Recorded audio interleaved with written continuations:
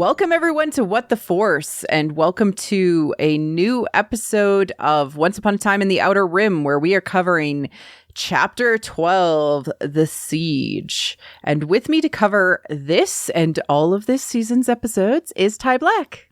Welcome, Ty. Another week, another episode of Once Upon a Time in the Outer Rim. Yes.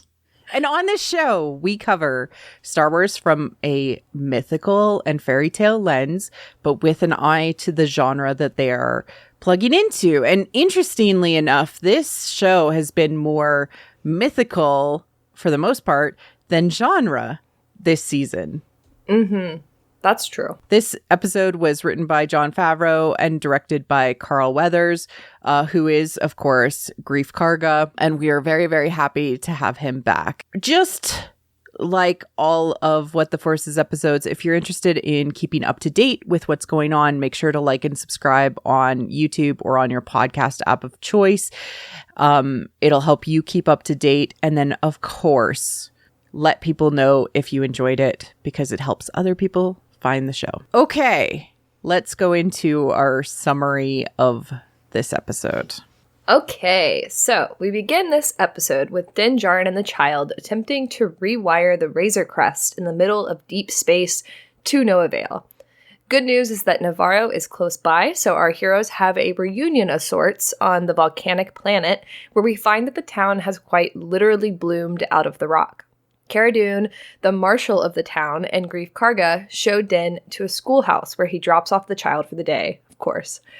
They then proceed to ask Din's help to lay siege to a nearby Imperial base. The plan involves them sneaking into the base with the help of the Mithril from Chapter 1 and blowing up the base from the inside. The four of them successfully do so, but not before stumbling upon a room in the base filled with tanks of humanoid flesh.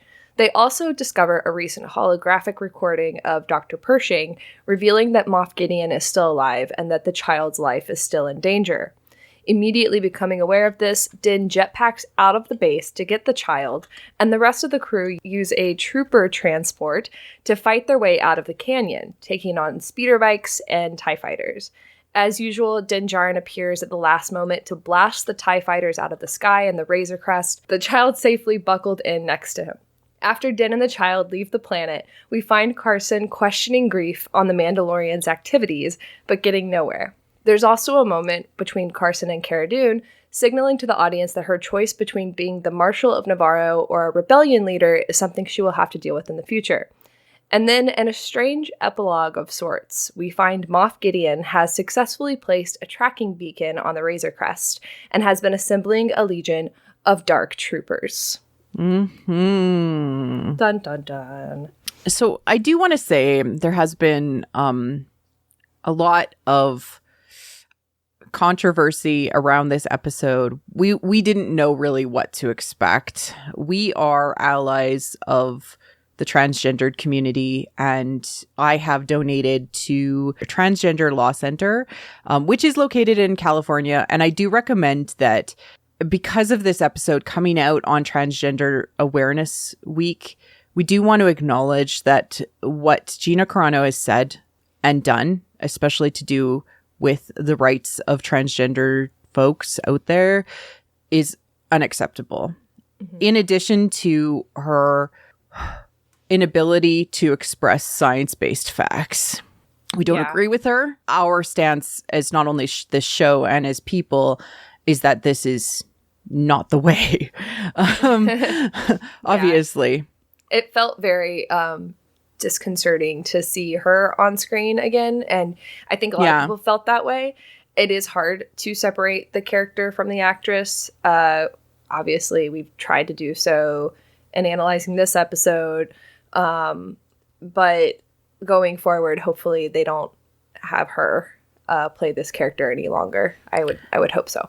I would prefer they recast, or they pull her into some sort of animated show where they recast. Mm-hmm. I just don't feel like she represents what Star Wars stands for, and it's very hard because of how much of an ally, an advocate, Pedro Pascal is, and how much, like, what I know about Star Wars as its core themes and core meaning does not seem to reflect that. Yeah, I agree. If anything, like the fact that they are such opposites on social media, and that way it sounds like it would be a very difficult work environment for Pedro if he was on set, which I don't think he's on set a lot right now, but he will be in the future. So Exactly. it'll be interesting to see what happens with that. Yes, exactly. So let's talk about the overall thoughts of the siege. One of the first things I wanted to say, and we recorded, we were politely and very wonderfully asked by Talking Bay 94 to join them and their screener watch, which they do on Friday nights, live of the episode, discussing it, etc. So we were on that last night, and this is why this episode is coming a little bit late for some patron folks, because they get early access to the episode. But what was really interesting, and I think we discussed it afterwards, was like we couldn't figure out why this episode was called The Siege. I was like, where's the siege? And we're like, it's kind of like a sneak in, right? They kind of sneak in. So it's like, is that a siege? Are they big enough to be sieging? I didn't really, yeah. So it's they were trying to make it into something mythical, I think. Because there's been so many like that, the heiress and... Yeah, like they were trying to be in the same tone of like these chapter headings, right? Because that's what they're saying, like this is a chapter or a storybook or like a fairy tale, right? Yeah. And it just doesn't, like, the sneak, maybe? Yeah, they kind of got away with it, but it doesn't really fit. But it's interesting. There was a lot of stuff that was kind of lacking from this episode. Like MC and I both made our thoughts known last night when we were watching it on the screener. Obviously, we found plenty of things positive to share. But I'll get the kind of annoyance out at the beginning, which is that this episode lacked weirdness. I mean, that's obvious. It lacked a lot of weirdness, and it also lacked drama. And more specifically, it lacked melodrama. And I've been thinking about this since the beginning of this season, because I don't even know if it was the first episode or the second episode when we did our recording on here, where I said there's a lack of flashbacks and I don't like that. I was like, where are the flashbacks? It gave me an insight to, like, what was going on in Den's head. But now I just have all these symbols I have to kind of piece together to get in his head, which is fine. But it's not. Now, after this episode, I realize the lack of something is not flashbacks. And it's not necessarily just getting into Din's head either. It's the lack of drama and the lack of melodrama from a character and emotional perspective, right? Yeah. Because when you go back home as a hero, there's a lot of things that you're usually faced with. He was not faced with any of these things. There was no struggle. There was no inner struggle. There was no tension. One of the things that I thought about today after having seen the episode a few times was a good way they could have played with some tension would have been to have the armorer's space be a space where Cara Dune was set up, as the marshal. That could be like her base. Yeah, like she turned it into her office as the marshal. That would have been interesting. That would have rubbed him the wrong way. Exactly. Yeah. And even though they had that idea of like, oh, the armor space is now being taken over by aliens and the skull was taken down, for some reason it had nothing to do with the characters. It had nothing to do with any kind of emotional anything. So there's a lot of ways in my head where I would have rewritten a lot of stuff, like, to provide like tension between these characters. But yeah, it just was so lacking, and you can feel it. I think I felt it most in this episode because I just so badly wanted them to be at odds with each other. I wanted somebody to be at odds with each other. Yeah, and I mean that also, like, saying that, it also has to feel earned and important and all of those things. Like those things have to have a basis in them. I really enjoyed about 3/4 of this episode. I felt like the chase scene with Kara and Mithril and Grief through the canyon to be very boring. And then as soon as Din shows up in the Razor Crest, I was like on the edge of my seat. I don't know what it was about that particular part of it, but a lot of this entire episode, once they get into the adventure part, feels very video gamey. A lot of people have referenced Dark Forces as even direct inspiration for chunks of this of this episode. And, you know, video gamey or even like theme park ride. Like you can like imagine yourself getting into the troop transporter and then like somebody manned the guns and suddenly it's turned into a Disney ride. Like, and that's fine. That is also part of Star Wars, but not my thing that I naturally gravitate to. Yes, theme park rides are fun to experience, but I want some more meat on my story. And this episode still gave you lots of meat. It gave you lots of interesting Star Wars concepts and cool ideas and advanced the meta plot at like a crazy pace. But I don't particularly go for pew pew with no reason. Pew pew needs to have an emotional, melodramatic base, or it doesn't feel like anything. And that's really, really important. We see that fall flat in some of the story that we've seen come out in the recent years. When pew pew doesn't have an emotional, melodramatic reason behind it, it doesn't do anything. Yeah, and to go off of that, one of the things I brought up last night, one of the points about this was that when a big Star Wars thing to do is to break into an Imperial base and sometimes like go under disguise as a stormtrooper, right? And they did that and it felt very Star Wars. But the thing that was missing was that in the original trilogy, when Luke and Han go to rescue Princess Leia, they are at odds with each other. Like, you know, Luke is trying to be a hero. Han just wants his money. And when they find Princess Leia is at odds with them because like she's not what they expected and they're not what she expected. So they're fighting and they're bickering because they're all very different. And we don't get that in this episode. And then on top of that, they try to manufacture it when Cara Dune and Greef are in the transport with Mithril, and they're kind of bickering, but you don't know why. There's no reason for them to be bickering. It feels very hollow. So it feels like they're trying to manufacture this fun part of Star Wars, and it just didn't hit right for us at least. But anyways. Like the most entertaining part of that stuff was like the play between Mithril and, you know, the others, like, because he's like the conflict was he didn't want to be there. And so anytime he was complaining, it was like, okay, yeah, I feel more at home. But they needed maybe one more interjector that had a problem or, you know, something to make it just tighter. Like, why are Cara and Greef there? Like, why couldn't Din do this on his own, you know? Like, it just felt like, why bring these characters all back if you're not going to have any interplay between them, any tension, any growth? That's what didn't work for me. But another part of, like, this like, being a video gamey type thing, pew pew with no reason, I found this really good quote from, Brett White on Decider, wrote a pretty great recap of the episode, and it kind of shocked me because he liked it so much, and so that's why I found it really interesting. But towards the end of it, he says, "I've never seen a show that so completely captures exactly what you saw in your head when you played with your Kenner figures.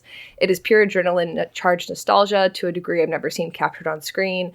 It's a new kind of pop art achievement, and I think this is why Mandalorian resonates so strongly with fans. It's activating parts of our brains that have lied dormant for years. It makes us feel young again." And like, this is like the problem I've had with so much Star Wars, is that it does that for a very specific group of people. It doesn't do that for everyone. It's not activating parts of my brain that have lied dormant for years, you know? I made my dolls kiss. So, like, I made my dolls, you know, like, get upset at each other for, you know, doing dumb things. I used to take my brother's G.I. Joes and make them date my Barbies. Mm-hmm. Oh, yeah, know?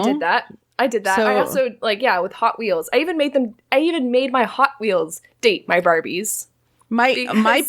Barbies had kids. My Barbies got pregnant. My Barbies like had lives. My Barbies dealt with like life issues and work drama.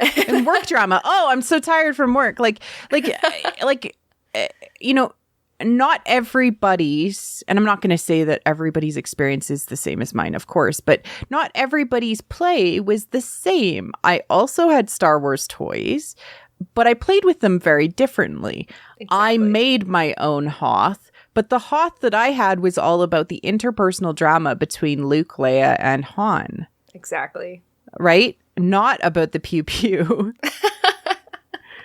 I love, and I said this last night on a screener thing too, I am a speeder bike convert. I love speeder bikes. Anytime they show up, I'm like, yes, vroom, vroom, let's go. But if there's James Dalton is going to be so happy to hear that. He'll be like, do you want to have a speeder bike costume? Speeder bike trooper costume? Oh, I've seen those before too. They're so fun. But like, I definitely, it's just missing something if you don't have like the emotional gut punch around it. Like, what's the point? Like, whenever, Luke and Leia are in, the Return of the Jedi, like the speeder bikes, following them, you feel the tension because there's tension going on between the characters. Sorry, not Luke and Leia. Is it Leia and... I mean, Leia and Han are on the planet at the time. It's Luke and Leia who are on Return of the Jedi, and they're like fighting almost as they're trying to fight the troopers that are on the bikes as well. Yeah. And then isn't this like right after we find out like they're brother and sister? And Luke finds it out and meets up with them, but he hasn't told her yet. And that's the tension. Yeah. There's a secret. There's a secret. There's tension. There's something that like Leia's like, I care for this person, and Luke's like, I care for this person, but she's my sister. Yeah. This is awkward. Yeah, it's all there. Yeah. Yeah. So that's I'm a speeder bike convert, and it's great how they're doing it in the show. They're really cool. But, like, what's the point if you're not going to have the emotional backing to the scene?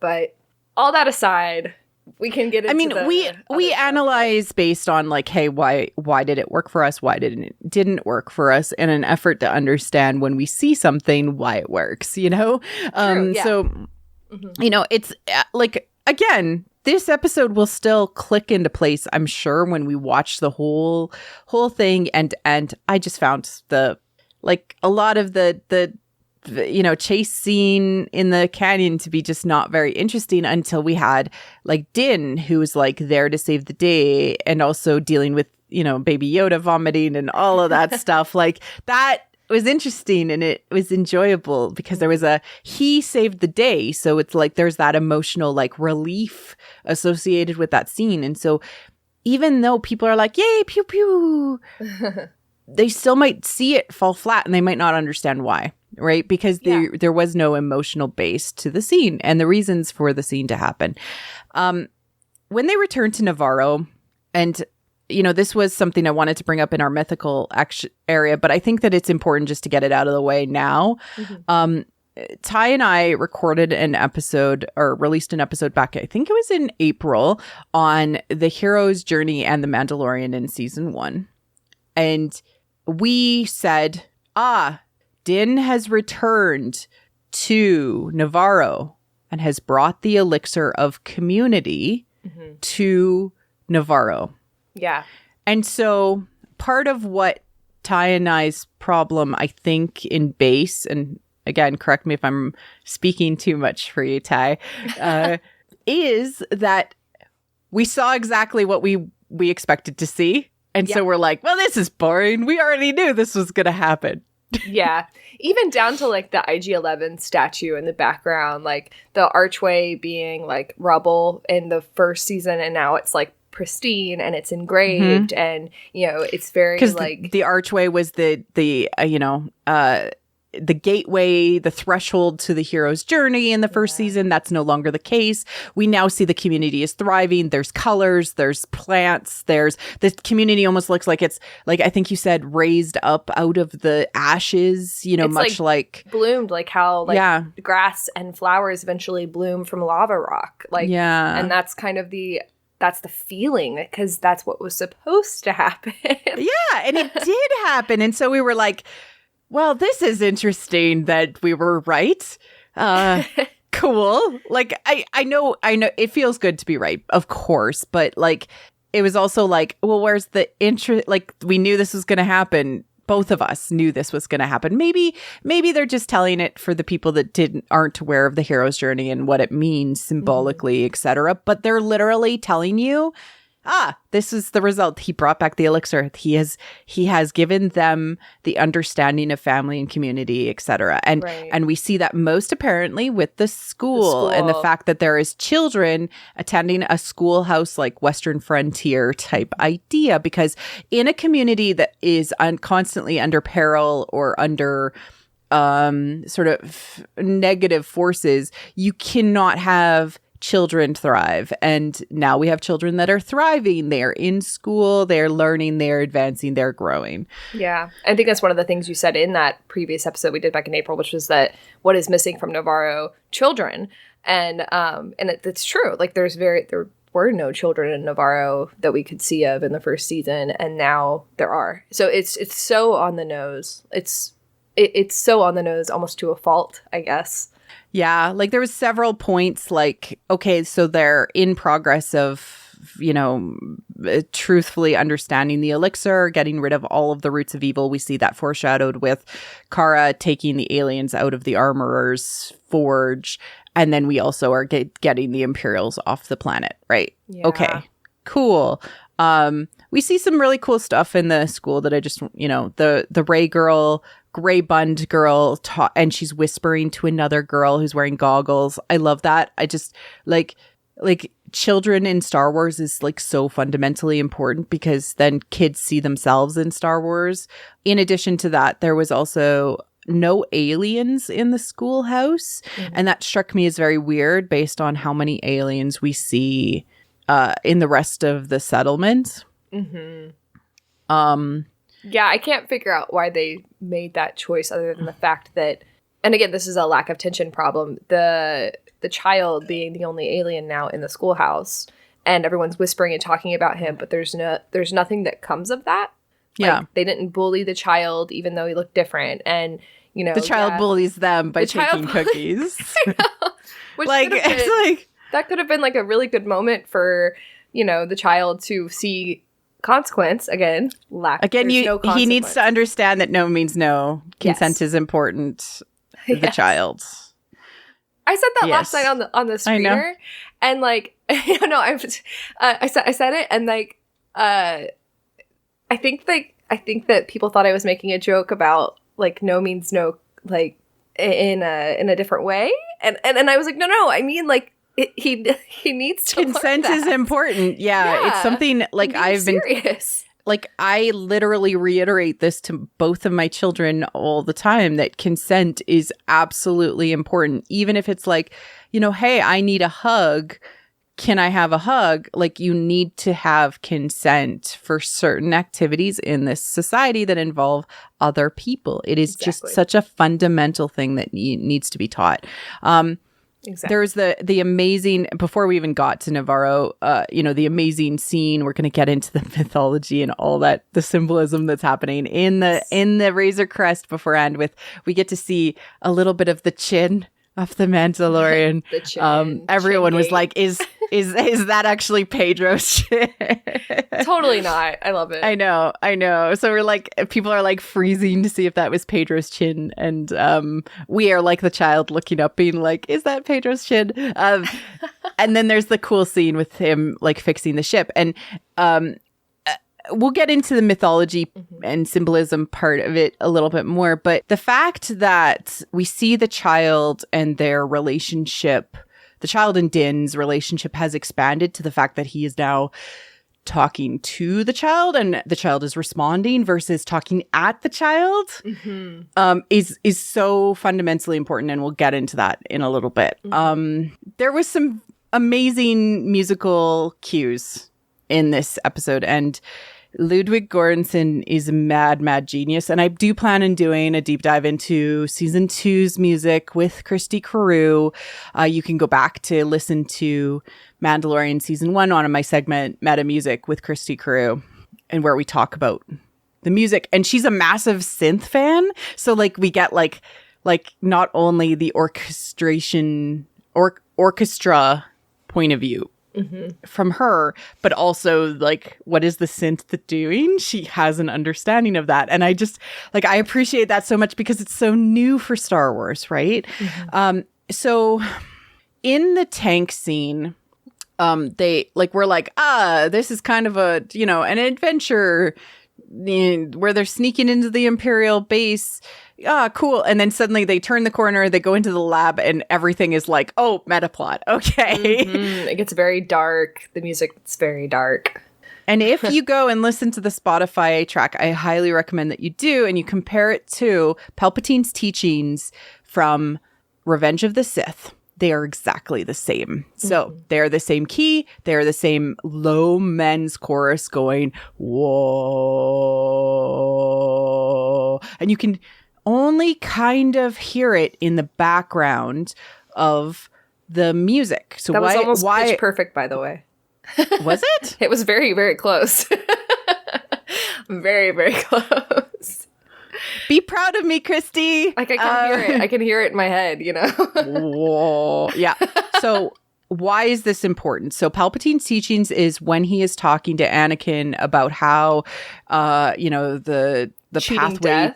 Cheating death, and you can only learn that through, you know, the Sith. The Jedi won't teach you that. That's really, really kind of the theme. That low men's chorus going, whoa, is also in Snoke's music. So when you see him in TFA, you can also look up, Snoke's throne room, etc., and hear it in that as well. There's also the low men's chorus, and it's kind of like this vibration of the dark side. Additionally, so this is really, really important. So they find the hologram of Dr. Pershing, and as he's talking, briefly, ever so momentarily, you hear Kylo's theme. Dun, dun, dun, dun. As Dr. Parsons uses the word the child. So he's talking about how the child can't survive more like taking of blood, etc. And I think what we are hearing, what? I just had a thought. Okay. I mean, how old is Ben right now? He's 5. Yeah. So wouldn't they want to get his blood as well?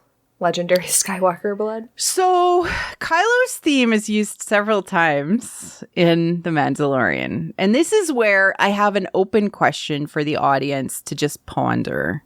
I talked with Christy about this, and I talked with Frank Lehman about this. Frank Lehman is a musical expert that we've had on the show before.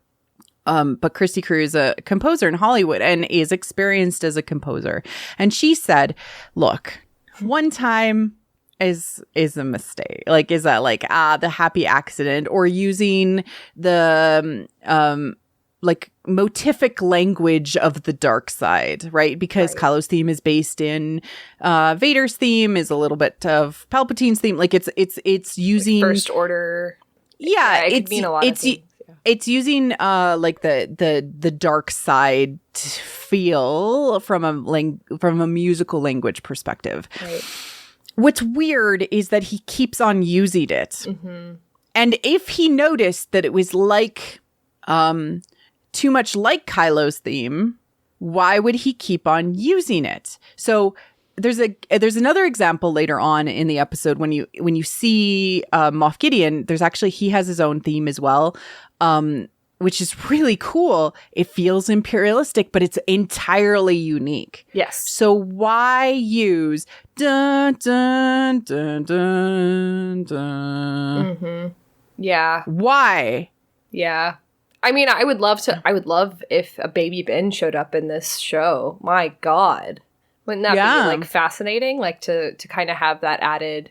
I mean, it'd be an added gut punch, but at the same time, it would be like, you know, humanizing him in a way we haven't seen in live action. Is the child there talking about Ben? And we don't know. It very well could be. The addition of the volunteer too is just such a weird thing that you pointed out when we were on last night. Like, I just how the sentence is worded, it's like, you know, the volunteer would not survive the transfusion, and he's speaking to Moff Gideon, so he wouldn't refer to the volunteer. He wouldn't refer to Moff Gideon as the volunteer, right? So the language of, like, the actual grammar of the sentence means that there's a third person in the conversation that they're not mentioning the name of. Mm-hmm. I also think whatever comparison the bodies in the tank are that look like Snoke, that is not what they're doing. I think that was a misdirect and also an Easter egg to the sequel trilogy, but that's all that it was. The plot of this show is about force powers, is about taking force powers and making them unnaturally somebody else's, probably Moff Gideon's, because he seems to be the one that's in charge. I don't actually think that they're going to directly link it directly to the sequel trilogy. I do not think that they're going to be justifying the sequel trilogy. I just think that was like, oh, hey, they also had these lab experiments, and it was a misdirect to say that, like, so later on in the plot, it's discovered that it's all, it's about giving living, existing people force powers. And Star Wars Explained had a really good sort of like theory about that. And I highly recommend Alex's channel if you're looking for Easter eggs and other kind of thoughts on Star Wars. But he has this idea about how anybody could be a force user. And I very much agree that if you get to be kind of balanced within yourself from a very Zen Buddhist kind of way, the idea that you can connect with those outside of yourself, anyone can be a force user, right? As soon as you understand that you are one with the galaxy and one with the universe, you are connected to the force, because you actually are. Everybody is. M count just means that it's easier for some people, right? M count being midi-chlorians, of course, but Jon Favreau hates the word. I assume he still hates the word, but maybe he's turned around because now he calls himself a Padawan. So yeah, it could just be to kind of obfuscate that for people that aren't in the know. I think that the connection to the sequel trilogy is going to be there, but like, I do kind of like bridging these ideas of cloning and force powers, because that explains how Snoke had force powers. It explains, like, you know, and I don't like it, but I'm kind of accepting of it because it makes Snoke into this it's more interesting and it's more complex, and like in terms of what the implications are, because it's like it is a Frankenstein monster situation, and it also means that Palpatine was kind of like that too. I don't know. I don't know exactly. Like, I'd have to rebuy the darn Tross dictionary stuff and all that, because I gave them all away after that movie. But I don't know what the deal is with how Palpatine's clone got force powers, and I feel like maybe that's what they're trying to explain without explaining it.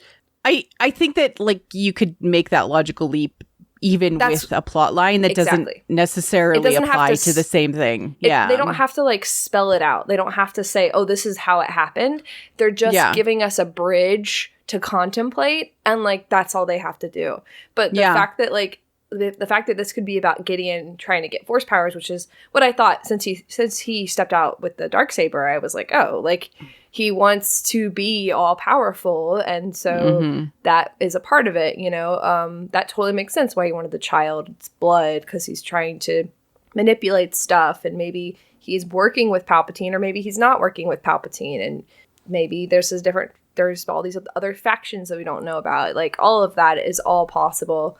So, I don't know. I definitely like the bridge to the sequel trilogy, just because I like the way Mando tells the story. You know, I like what they're doing, and everything feels meaningful and purposeful. And, like, you could tell me that everything was about clones and midichlorians, and I'd be like, yeah, it's prequel stuff. Like, Yeah, It's exactly. exciting. Yeah, and it does tie to the prequels, but it doesn't need, like, it can be a logical step to say, like, hey, you know, clones existed in the prequels and midi-chlorians existed in the prequels, and now they're kind of like tying those concepts together in The Mandalorian, but the story is actually about trying to give midi-chlorians to a non-Force user or something like that, or make them a Force user when they're not meant to be, and then in a very unnatural way, right? So, like, not the way that the Force would want you to become a Force user. Right.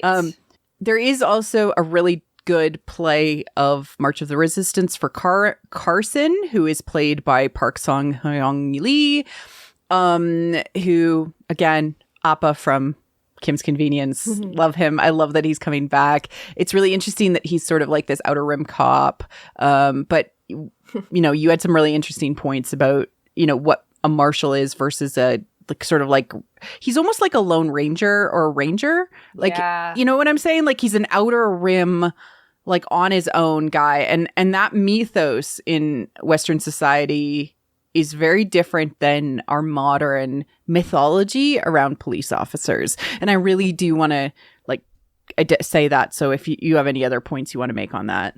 Yeah, it's just that the idea of a marshal or even a ranger in some cases, right? Especially in the Old West point of view, like that mythos is not tied to the government. Like, that's not, they are not serving the purpose of the government or the state. They're serving the purpose of the town. And so it's a very, like, democratic type of thing. People would go to the marshal with very, very personal problems. So the marshal is not there to enforce the law as much as they are to, like, take care of people and take care of the town, especially from outsiders, because that's the whole, like, that's really part of the mythos, is that the marshal stood between the town and the people coming in from outside of the town. So it's not quite like our police forces, because our police forces are more they institutional. They are institutional. They stand against the community in a lot of ways and a lot of areas. But marshals did not have that. They did not instill fear in the community. So it's definitely, like I said last night, it's like it's a truth. It doesn't apply very well now, because people look at that now and they go, oh, Carson's a cop, or, oh, Kara's a cop. Like, well, no, not really. Not in a mythic sense. You know, if we're looking at this, the truth that is trying to come through is old. It's an old truth. It's still a truth. It doesn't quite apply. Yep.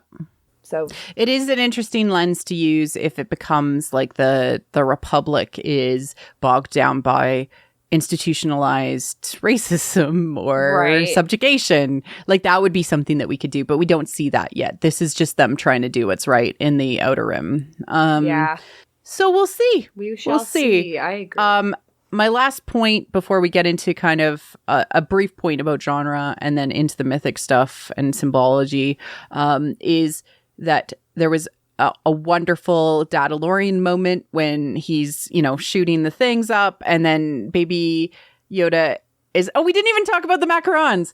Oh my God. Okay. But baby Yoda, the child, is eating his macaron that he stole from the schoolboy, and then ends up, like, he's having a fun time. He's like, yeah, Dad, do the thing where you drive like crazy. Yeah, woo. And then he vomits on himself, and Mando reaches back with his cape and, like, you know, mops up the vomit. Like, that is the most parental thing. Like, reaching to the back seat. I've talked about this so many times. Yeah.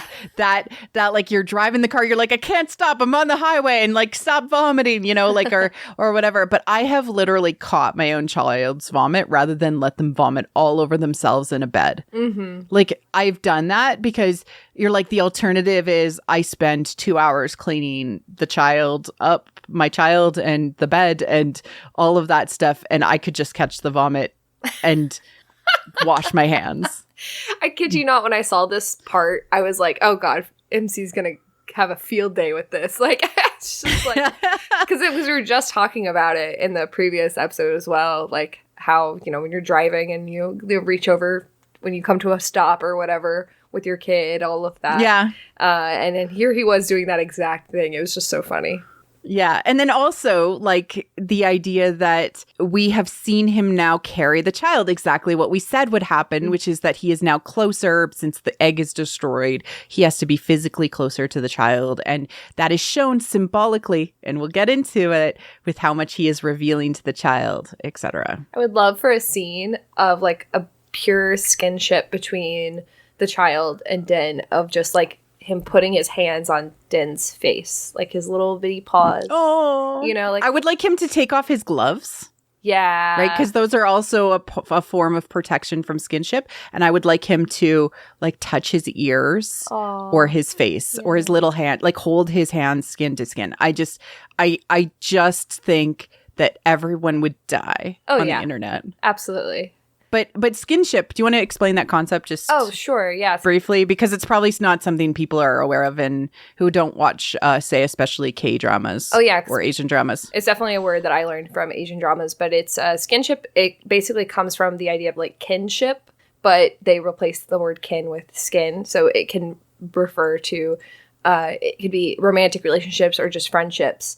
Skinship is just skin contact with someone, and it's sharing a bond in a different way than, say, just talking. You know, it's like just kind of putting your hand on somebody's hand or on maybe on somebody's knee when you're talking to them in a certain way. Like, that's part of skinship. And so, like, holding hand to hand, like a child and a parent would do, cuddling or touching their hair, touching their head, you know, in a loving way. And it doesn't necessarily need to be romantic. It can just be either, parent to child, or child to parent. I think most of it actually came from the word skinship actually came from a child to parent relationship, but now it's applied to, like, all sorts of things, especially with romantic stories. So yeah, it's just an idea of expressing love physically, whatever love category that falls under. Yeah.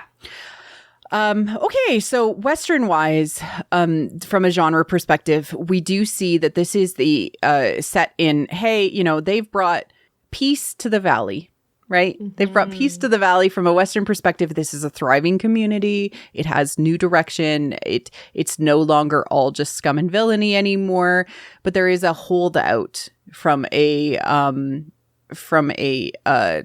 imperial perspective. And that very much, like, ties to a lot of Westerns, where Westerns are set either, you know, usually just post Civil War in the United States.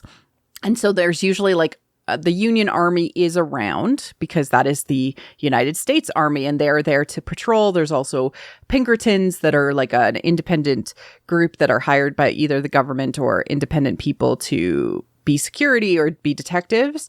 And then you also have holdout Confederate members that sometimes hold forts or sometimes hold chunks of land that they are hanging on to because they refuse to kind of leave their path. Yes, this is very applicable. So there is like one movie that kind of deals with the post-war stuff. It's not exactly a parallel. So if you do see one that, like, where they're holding an old fort and they go and invade it to try and get rid of it, I just think there's, again, still, painting with broad strokes of Western rather than direct, exact parallels to Western. Mm-hmm. And that's really interesting to me because they're really leaning into that. But the movie that I was thinking about was Cavalry Charge, also named The Last Outpost. It stars Ronald Reagan in 1951. It's actually more of a love triangle between two brothers that were on opposite sides of the Civil War, and the woman caught in between them. But if you're into that, there's that melodrama that we were missing. I mean, right? Like, instantly, I'm like, hello, But it's. Westerns are melodramatic as hell. Yeah. I don't know why they're avoiding it. And of course, shout out to the production assistant that got stuck in the shot at 1844, just under Grief Karga's shoulder/arm. Yeah. Poor guy. Missed direction, missed editing, missed, like, review of everything, and he's in the shot. And now with jeans and a t-shirt, you can cosplay Star Wars. Yeah. So don't forget, like, if you have like a piece of cardboard that's long enough to cover up like most of your body and your face, you could be cosplaying that guy from The Mandalorian. Oh, yeah. Episode 4. It's perfect. Season 2. At 1845. They could have like the little timeline at the bottom of the cardboard box. Yeah, they could. It's like the pause button. And like the Mandalorian is at the top, like when you pause it, the Mandalorian appears at the top, like the title, and like the little arrow to get out of the episode. Yeah, I cannot wait until Celebration 2022. Yeah. I will die. I will take a picture with every single person that cosplays that character. Yeah, that'll be awesome. So I do. Let's get into the symbology and the mythology of this episode, because there is actually a lot of meat to dig into, even though this episode was very pew pew. Yes. It's very on the nose symbols. It's very on the nose mythic, which is like nice, maybe if you're looking for a breather between all of the crazy weirdness we've gotten so far this season. But yeah, it is a nice like the symbolism is very interesting and direct, and a lot of it actually happens like directly in the front part of the episode. Yes. So there was this really cool meta that was sent to me by Luminescent Lily on the What the Force Discord. If you're interested in a community related to What the Force, you can of course check us out. I always link to it in the liner notes of our episodes. There's this idea that the Razor Crest not only being the home and the like metaphorical womb of the show is also an inner look into Din Djarin's psyche at any given moment. Mm-hmm. And where we're at is that the Razor Crest is falling apart. It's held together by like fishnets, fishnets, shoestring, and bubble gum. Like it's that part, and he is so desperate to get where he needs to go that he is using the child to help fix some wiring. Okay, so that's where we're at from a psychology perspective. Internally in Din, he's barely holding it together. So he is like, I need to go to somewhere safe. I need to go to somewhere I trust. And so he chooses to go to Navarro to get his ship cleaned up and fixed up and have like a rest. And often when we're broken, we go home to have our mom do our laundry. But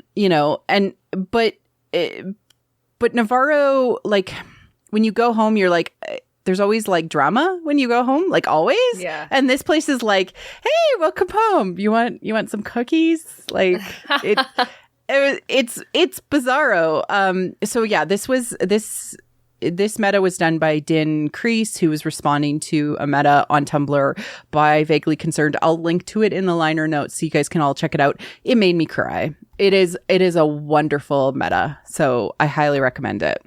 Yay, meta. We like meta. I want there to be more meta. Mando meta. Blah, blah. We talked about the symbolism last episode of the baby growing up, and we thought, hey, baby's going to be a toddler or like a young kid now. Guess what? He is. He is. He's old enough to go to school. We don't miss. Yeah. You and I. In some ways. Very, very, well, I mean, some exceptions may apply, but you know, so good. Yeah. So good. So we see him, he's actually helping with the ship. We see the red and blue wire scene, right? So this is really important that they are actually communicating together. And we saw the kind of outcomes of that symbology and that metaphor from the previous episode now in play. Now we get into red and blue symbolism in Star Wars, and let's dig in, friend. Yeah. What did you think? Oh, this was really cool because it was like, I kind of felt it where I felt it in that moment. I was like, oh, this is really funny. I wonder if they know what they're doing. Like put the blue one where the red one was and the red one where the blue one was. And he repeated it so many times, like you just can't get it out of your head. Like you remember it and you can see him constantly. And don't touch the blue and the red together. Don't touch them or together. They're too powerful. Uh-huh. Okay, so what does this mean to you? Because I want to go into some of the symbolism after you kind of give me your feelings on this. Well, it meant it like, you know, light side, dark side, obviously. And, you know, Jedi and Sith, all that stuff going on, the two binaries playing out. But I honestly think that it didn't hit home for me. Like, it didn't make me feel like actually they knew what they were doing until the part where Mithril is at the station, at the Imperial base, and the meter drops from blue to red. And that's when you go back and you watch that scene again with the wires, it's like, oh my God, it's like a Chekhov's gun for a symbolic Chekhov's gun. Yeah. That's how I feel about it now. I made Brandon pause it. I'm like, you got to pause it. And he's like, I don't understand. I'm like, please just pause it. I need to talk about this scene for a moment. Like, I made him pause so many times just to be like, okay, so this is what happened. Remember how I talked about the wires? Blue in Star Wars is the light side. It is goodness. It is compassion. It is, you know, all of these wisdom and peace and security. And like, it is all of these things to do with the light side. And red is passion. And this is just from a straight, like, a symbolism of colors perspective, but Star Wars has leaned into this. And now in universe, the blue equals the light side, the red equals the dark side. Think about lightsabers, etc. This is just how Star Wars colors work, right? So, and often we don't have green wires, we don't have red wire, or we don't have yellow wires. We have blue and we have red. Always, always, always, always. And so Baby Yoda is like, okay, so I just need you to take the blue wire, the light side, and replace it with the dark side. And then replace where the dark side was and put it where the blue side was. Okay, so. And then he mistakenly touches them together. Because he himself, as a creature of the Force, is trying to find balance within himself. And he is overpowered and he is shocked. It's like, whenever I used to eat things a lot in my garden, my dad had a garden, and they would always tell me, like, don't eat this, don't eat that. And I'd still go and I'd eat it. And my mom recalls, a time where she literally is watching me and she says, Ty, don't eat that. And I'm like reaching. She's like, no, don't eat that. And I'm like putting it towards my mouth. Don't eat that. And I eat it. And, that's what kids do. And it's so funny when he tells them, and now the child can't understand what Din's saying. And he's putting him closer together. And then he says, don't do that. He kind of pulls them apart and he kind of pulls them closer together, and he just can't help himself because he doesn't yet know the consequences of his actions. He hasn't learned. No means no. He doesn't know why people keep telling him no, because it feels good to be excessive and it feels good to just act on instinct, right? Yep. It feels good to act with passion and not restrain yourself. So all these things they're all gonna come to a head eventually for the child. It'll probably be a long time coming, but it'll be interesting to kind of go back and see this in the future. Maybe it might be even more of a symbol than what we're seeing now. It might be more related to what he becomes. That would be interesting. Yeah. There's something about this that they're saying is plugging into the meta understanding of Star Wars, right? And they reflect that in the episode itself to show, hey, look, this was the symbolism that we were showing. And they're saying that maybe the dark side isn't all bad. It just needs to be understood in the right way. So because the Force itself is both light and dark, but your goal is to lean towards the light, right? Yes. That's a very fundamental thing about the Force in Star Wars. And I've talked a lot about it. This podcast being named With the Force, I talk a lot about the Force. Okay, so we have this very cute moment where they're repairing the ship, and then they have this they have lunch together or dinner or whatever. and Baby Yoda, the child, has his little cup and he's just, sitting next to his dad, having his soup or having his broth or whatever. And we see Din just like talking to the child and having this conversation. And then he lifts up his helmet to have his soup and he's like revealing part of himself to the child. We also talked about sustenance and, needing to eat to grow. Yeah. In last episode. And we're seeing that. And he's doing that within, like, the child is now part of him in his mind. Yeah. Because he doesn't hide part of him from the child. And so it's really good that he's eating in front of the child and we see him eating.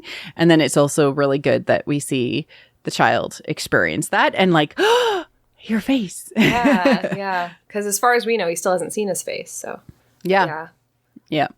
Again, we felt like coming back to Navarro was just, a confirmation of many of the things that we had echoed and said would happen in our hero's journey coverage of the first season. So it's not boring to be right, but like it is a little bit like there wasn't anything that surprised us. We talked about that, but there was one moment that confirmed to me that I don't think Din is going to be back.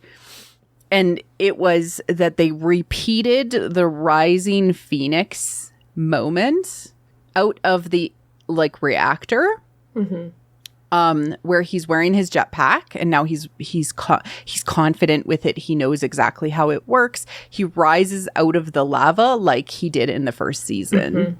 And then from that point, we don't see him touch foot on the ground of Navarro again. True. The next time we see him, he is in his new home, in his new like community. Right, him and the child. Clan of Two, the child, and instead of killing everybody, and resorting to killing, his first instinct is to go and protect the child, and that's the change, right? Right. Yeah, and he doesn't say goodbye to anyone. He just continues on after he helps his friends. He just flies away. So. Yep. There's no return to this community because he no longer needs to return to this community. Yeah. So that's the symbolism with that. And we've already talked about kind of all of what we had expected to see with a return to an elixir to a community. And so this also is important for us to be prepared for what we think Din's return to community would be. It's reuniting the Mandalorian. Yeah. And there was somebody who was like, do you ever think about how the Mandalorian is pluralized as the title rather than referring to this Mandalorian? Oh, yeah. So maybe it refers to the Mandalorian people. And so it's all about reuniting the people. And I really like that idea in that lens. Yeah.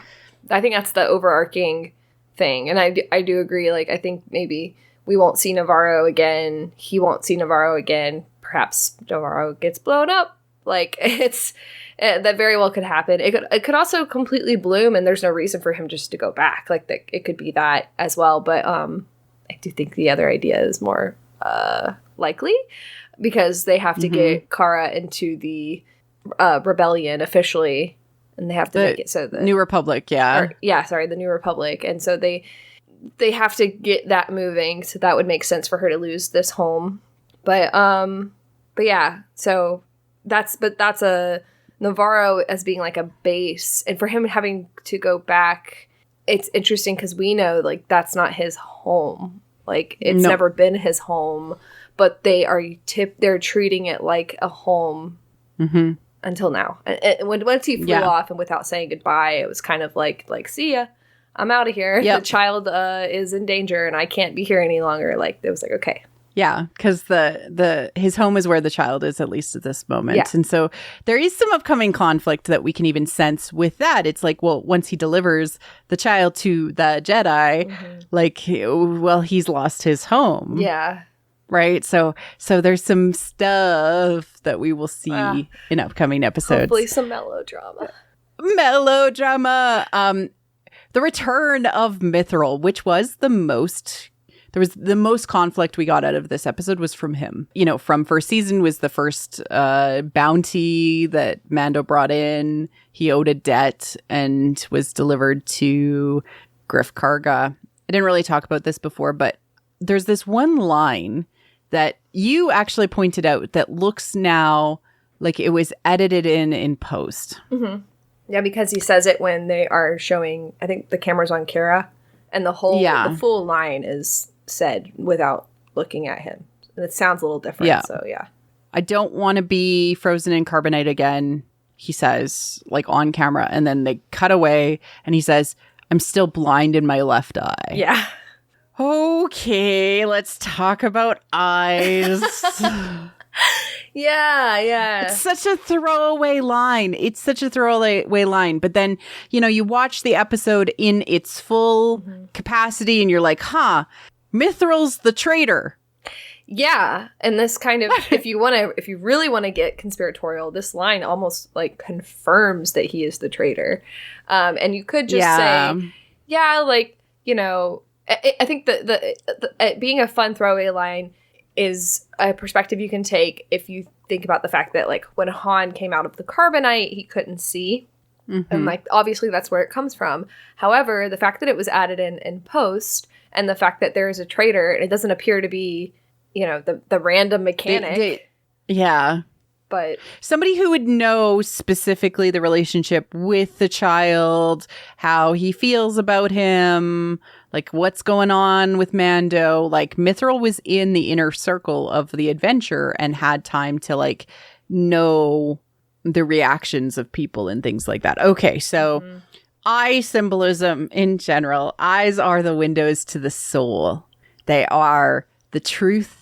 They are a connection to the gods. They are, you know, generically speaking, right eyes are, you know, the connection to the sun, and left eyes are connections to the moon or darkness, etc. The darker version of yourself. Moon symbolism is in some sacred stories is associated with masculinity, in some stories is associated with femininity. So, I mean, where are we at with this? I think it's the fact that, like, it's more leaning into the idea that now he has sacrificed his eye for knowledge, and it's specifically left knowledge. It is the knowledge of evil. That's what I think is being said. I think he's the traitor. Yeah, I think it's cool. And also he was, I just remember practical perspective, like wasn't he monitoring the ships coming in and out? Like, wasn't that a part of his job? Yeah. Yes. So, yeah, monitoring the ships coming in and out, receiving transmissions. So he has communications ability, you know, things like that. I think that there's a lot there. I also think that 350 years of an indentured servitude to pay off a debt is, you know, he's reticent. He has all of the show textually has shown us that he is uninterested in actually completing this. So he would probably look for a way out. I think it's written on the wall, but it'll be interesting to see if it actually plays out in some significant factor. Like, Navarro gets destroyed because Gideon shows up and he is saved, and then Mando runs into him in the third season or something like that. I don't know what they're going to do, but it definitely does feel like they're leaning in that direction. He feels kind of like, now to, like, I really think about it, it kind of feels like a, what's the Peter Pettigrew type of character? Oh, definitely. Yeah, definitely that vibe. Yeah. That's what it feels like. That's how he's acted. Like, that's, it'd be interesting to see if he is the reason why Navarro gets destroyed or something. It's interesting. Yeah. But enough theorizing. I do like that this is a trial by which Mando is willing to participate in it, not to further his own goals, not for the fact that people are willing to fix his ship. That was going to happen anyways, but because it's for the good of the community and for his friends. It shows a vast amount of growth, and that this is the elixir that he brought back, the sense of community. Right. And he at least feels it with these people. Right, totally. There's also a repetitive theme in this episode, and I wanted to talk it over with you. The idea that freedom is a theme. What is freedom? So we see that with the planet now being free of the dark influences, but you can never be truly free of darkness, right? If you compare that to, hey, now everything is fixed, that's very much like how we assume that the Razor Crest is all fixed up, but there's actually a tracking beacon. There's a traitor on the inside, just like Navarro. So the truth, the homes are paralleled, right? Yeah. The lava will be free. The meerkat, possum, ferret creature is free. You know, the child is free to thrive and grow versus Mithril, who is trapped and indentured and in servitude. It's very much light side, dark side stuff. It's really, really interesting. Yeah. But it's also playing with that idea, like, he's an indentured servant. Like, how is that a good thing? Like, under the people who are good, but still, like, it's it's playing with, like, what is right and what is wrong in our minds. But it's and in a subtle way, and I really love that. There's also like the description of the lava tide also felt significant. Kara mentions it, like, oh yeah, sure, stay here, but you know, shout up when the lava tide comes in. Lava tide, like this overwhelming redness, this overwhelming destruction is coming for everybody. That felt significant, and I don't know why, but I just want to throw it out there in people's minds to think about. Impending doom. Impending doom, right? Yeah. Right. And then, you know, we talked about there was a little bit. Yeah. Do you want to talk about Parzival? Oh, yeah. Because, like, okay, so I don't know if I made a video about the first season of Mandalorian where I compared Mando or Din Djarin to Parzival from the way that Campbell talks about Parzival, written by like Wolfram, that German poet, and like there's a very specific way that like Campbell talks about it, and obviously like the actual text is a lot more convoluted, and it's like kind of hard to understand, especially if you don't know like German and you don't understand how it was translated, and you don't understand, you know, the old Germanic way of speaking and all of that, like even after it was translated. So I do want to put that precursor on it. But there's a part in Parzival, and the story of Parzival, who is a knight of a round table, where he is baptized because, and he is a man who does not believe in God, but towards this part of the story, he meets a woman who he falls in love with, and they come to him and say, okay, she wants to marry you, but you have to be baptized. And he goes, okay, is she baptized? And it is, you need me to worship God. Is that the same God that she worships? And they say yes. And he goes, okay, I'll be baptized. So he gets baptized by the Holy Grail. And then the Holy Grail says on it in an engraving after he's baptized, it says, if any member of this community should, by the grace of God, become the ruler of an alien people, let him see to it that they are given their rights. And Campbell talks about this, like how this was 300 years before the Magna Carta. So it's really interesting that even in this story, in this myth, that like they were talking about this hero who would rule for the people instead of ruling the people. Oh, wow. And so this always comes back to this idea for me, because I think that Parzival, I think that all of his trials and tribulations very much mirror Din Djarin's. I think that the story of becoming a knight of the Round Table is very much like, it's all very much there with Parzival's story. It's very interesting. It's very... Yeah. It's just, I think they're doing that too with this, like the Knights of the Mandalorian and all coming together. And like now, like Bo-Katan is like King Arthur, you know? Yeah. I think she doesn't think that she's the chosen one, but she might be, like, because there's this concept of like the most reluctant who will serve. She could also be a Lancelot character. Yeah. Yeah, or a Merlin. Well, I guess we kind of have Ahsoka coming in as Merlin. Ahsoka will be Merlin for sure. Yeah. So I think that we should probably think about the round table comparisons a lot more, because I think that would be really, really interesting to, I don't know, look into and explore a little bit more. But I agree that like there is this feeling of like, you know, bringing justice to communities. Yeah. And, you know, if you dig into this mythology a lot more, you can see these symbols of, you know, the Grail is not the Grail. It's not like the Holy Grail. And just like it's the elixir. It's the elixir, yeah. So the idea that like after one is baptized, and again, this has nothing to do with religion because Parsifal wasn't a God-fearing man. He was simply getting baptized to be with the woman that he loved. So also like Henry of Navarre, France is worth the mass. Yeah. There's I love there's this. a lot of like I love digging into this because it's like it's just so interesting.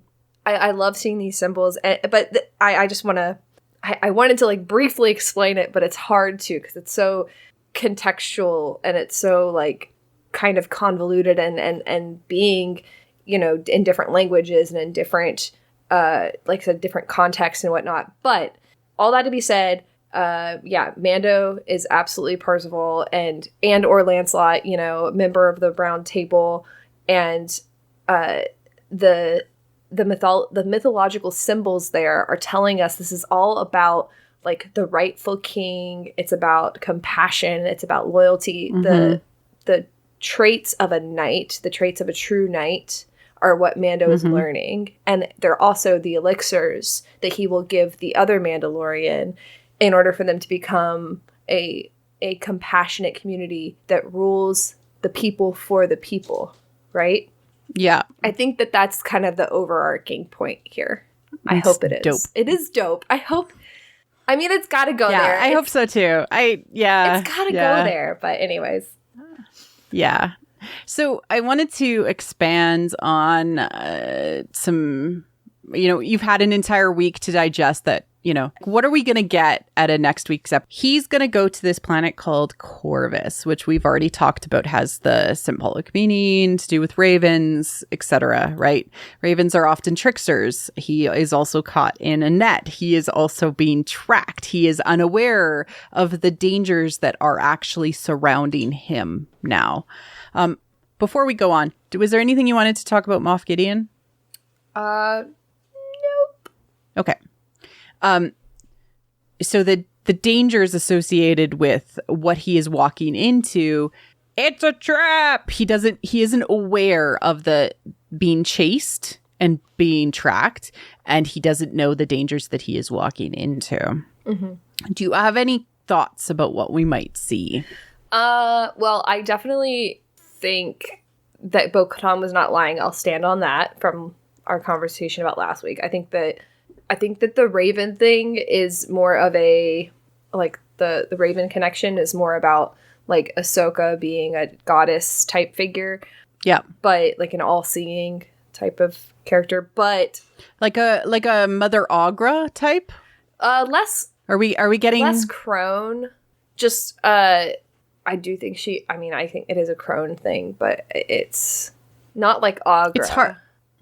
Yeah, it's hard to tell because Dave Filoni is leaning into Lord of the Rings mythos with her because she has become Ahsoka the White, and that is like he referred to the transfiguration that she experienced when she was in Rebels as like Gandalf becoming from Gandalf the Grey to Gandalf the White after fighting the Balrog. So, but I think she's, even though she's like Ahsoka the White, I think she's going to be in a dark place. Interesting. I don't know. I from a mythic perspective. Well, let's just talk about what you want to see. I want to see her as like still trying to figure it out, has a lot of answers, but is not realizing that she is making a mistake or that she's seeing something incorrectly. Like kind of like Yoda, you know, when he was was given so much knowledge and he still decided to like slay his shadow. Mm-hmm. And we know that's not a good thing, like in Star Wars, but like, and yet he did it because, I don't know, but that's such a meta thing. I feel like there's going to be a meta mistake with the way that Ahsoka's handled. So I don't know. I would like to see her be a dark character, a dark goddess of a sort, but a dark goddess in a way that is of the moon, you know, of this old idea of what a witch would have been, which would have been an outcast of society, but actually very knowledgeable in the ways of the world and the ways of the earth. That's what I want to see. So I think, like, based on kind of, I think there's going to be some sort of conflict or some sort of, on the planet itself, the planet is going to be off balance. Ahsoka is there as, you know, the wildness of the society. Yes. So it is a forest planet. She's going to represent, I speak for the trees, you know, but also kind of like a Galadriel type elf woman, right? But Galadriel doesn't understand where she's at in the story. And I think that Din is going to come in there with the child to remind her who she is. Yeah. And he's going to call her, he's going to want to call her a Jedi. And she's going to be like, I'm not a Jedi. And he's like, well, then I got to take this kid somewhere else. And she's like, no, I got to keep the kid. Exactly. I think that's the most likely scenario. Like, watch us be totally wrong, but that's fine. If Filoni, I think this would be the best direction to take the story at this point because it provides conflict for all of those characters in a way that furthers the plot. Not just the plot, but like it furthers the idea of what Star Wars can be and like what a Force user is, and it further challenges the ideas of the Jedi. And I just love all of that. Yeah. I want to counterpoint on, like, I know I have concerns on how he handles women, right? But I did enjoy a lot the episodes where Ahsoka was with the teen girls in the Clone Wars. I enjoyed how lost she was. Because it like showed that Dave especially could write and show her being vulnerable and not 100%. And I don't think that she will be 100% yet. I actually don't know if we'll even see her all in white. I think she might be somewhere in that in between time, but before she comes and collects. So here's what so this is what I would like to see. I want to see the moment by which she realizes that she has been wrong in whatever reason, like she needs to kind of come to a final resolution or a final decision that she needs to go help Sabine find Ezra, right? So again, this is all if she shows up. I want her to be transformed by the interaction of father and son with her. Yeah. Right. I want her to come to resolution. I want her to be like, now I am in white. Now I am going. Because we don't know when that Sabine moment is in canon where she meets Ahsoka again and they are like, we're going to go find you. We don't know when that moment happens. We know it's after Return of the Jedi, but we don't know when, right? And she looks older. Both of them look older. So it could be, right after this that she decides to go and actually go off on her journey. And that would, like, theoretically, if they left right away, they wouldn't be here if this was before that. So I think that all of the kind of indications are like saying, like, she needs to be reminded who she is and why Force users like Ezra are important and like what is her true purpose and mission and things like that. Yeah, perhaps she could, instead of, maybe she wants to raise the child and then she sees the connection between Din and the child and says, you know what, I can have that with someone. And that's when she thinks about maybe Ezra.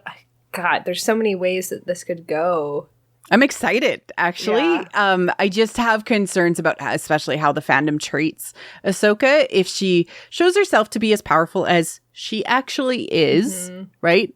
I hope she's a freaking witch. I hope she's just like this like just earth goddess. I hope she scares the crap out of Din.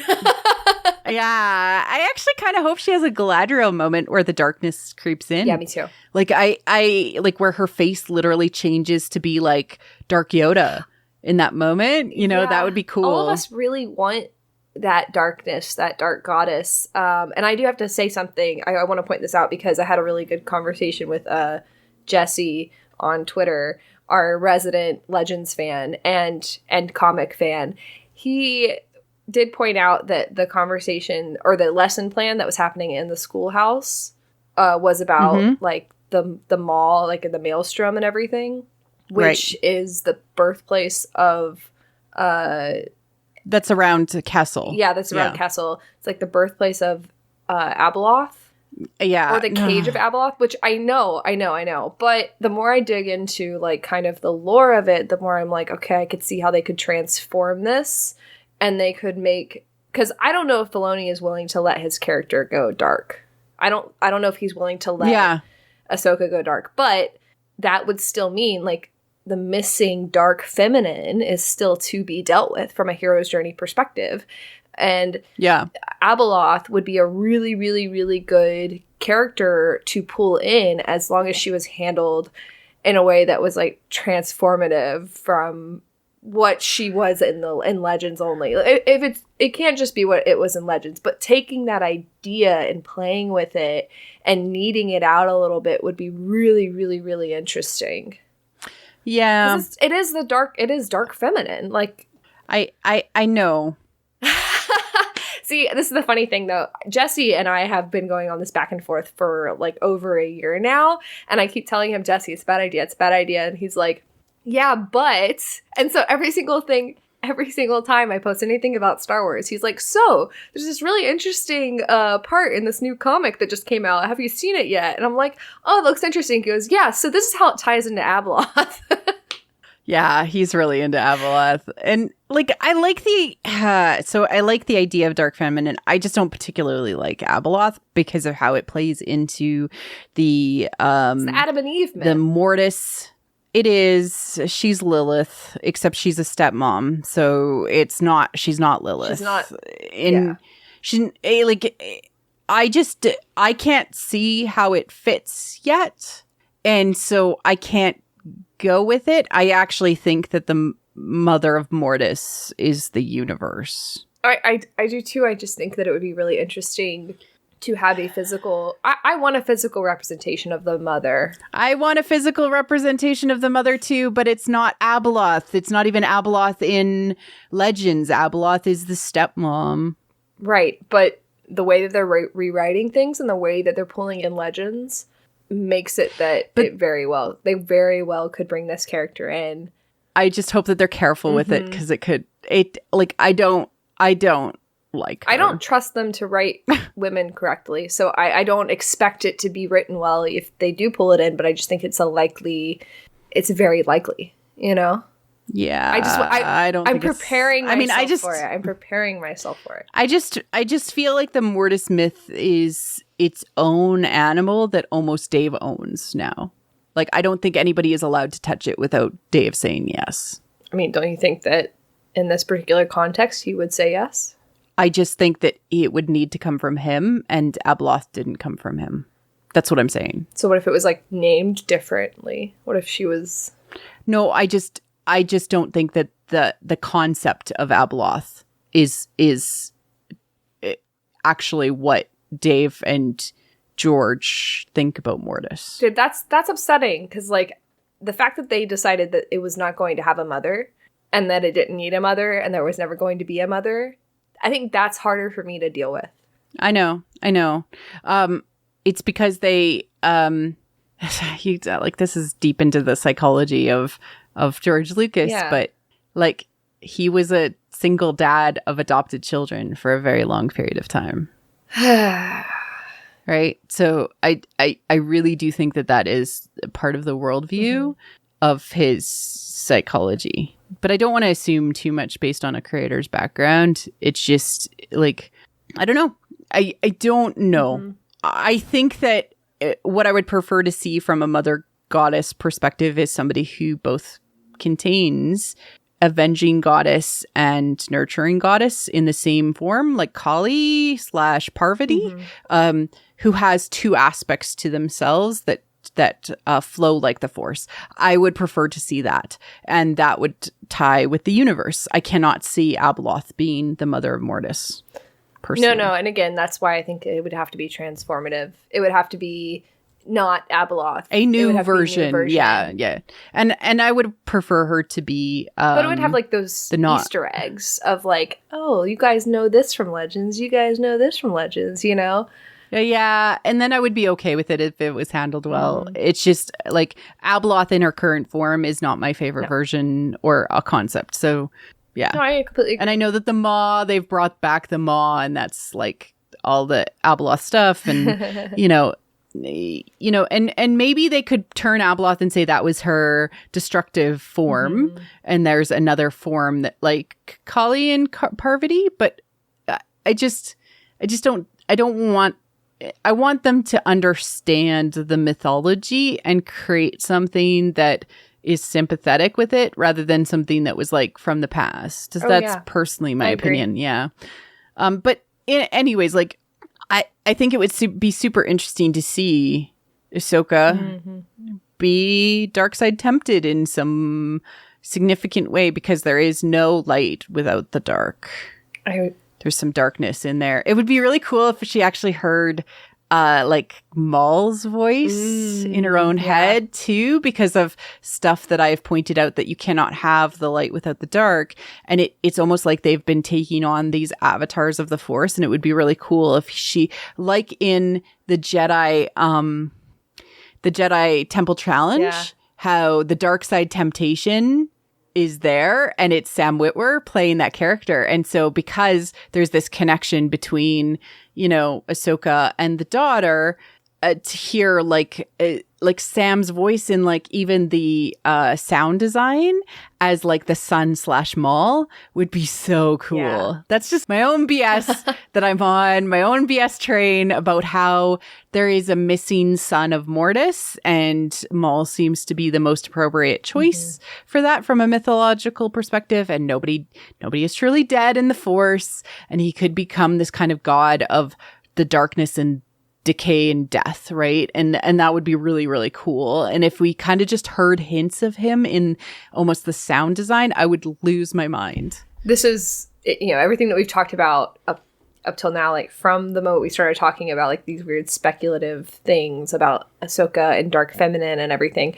This is all weird. It's all really, really, really weird. And like, I just wish that they would take these chances, and I wish they would like delve into these ideas head first. But they're playing it so safe, you know? I'm just really... I don't know if they're playing it that safe with the egg episode. But it's all symbols. It doesn't mean anything for universe. No, like actual like people plot stuff, like stuff that actually happens. I want the weirdest Force stuff in existence. Give me the Bendu showing up like on the planet, like, and he's like now got trees all over him. Like I want weird, I want mythological, I want Force powers in, like, not just Baby Yoda like pulling a little box of cookies. Like I want weird and like big consequential things happening with the universe, like it with emotional depth behind it, and with melodrama behind it. Please give it to us. I'm just imagining a floating voice saying Lady Tano. Ooh, that's sexy. I would love it. I love it. All right. We've speculated long enough. This is good. So we look forward to next week's episodes. Ty, where can people find you if they are looking for you and your amazing work online? Thank you. You can find me on YouTube at Wit and Folly. You can find me on my Twitter account that is at @Wit_Folly. And you can find me on my personal Twitter where I post about all of my fangirl stuff at Black_TYM. And of course, you can find Ty on Power of Myth and Symbolism in Star Wars on this podcast. Yay. And so check out all of those episodes. Ty, thank you for joining us. And everybody, have yourself an amazing week. Until next time. Cheers. Cheers. Thank you for listening to What the Force. I'm Marie-Claire Gould, your host. Our music is orchestral music by Christy Carew for What the Force. We have a Patreon at patreon.com/whattheforce. We would like to thank all our patrons, especially those who love and are obsessed with What the Force: Brad, Cheryl Bell, Melody, Night Huntress, In Wild Space, Felicia, How Rude, Anna Perez, Macau Mom, Neil, James, Joe Allen D, Christian Luca, Josh Johnson, Scott C, and Marvin. Make sure to like and subscribe on YouTube or leave a 5-star review on iTunes or any podcast app. It helps other people find the show. Check out our other channel, What the Fiction, for non-Star Wars content. You can connect with us on Twitter at WT Force Show, What the Force Podcast on Facebook, and our website where we have expanded our content to include reviews, metas, and articles, whattheforce.ca. Or on our Discord, links are all in the liner notes. Feel free to reach out and start a conversation. Cheers.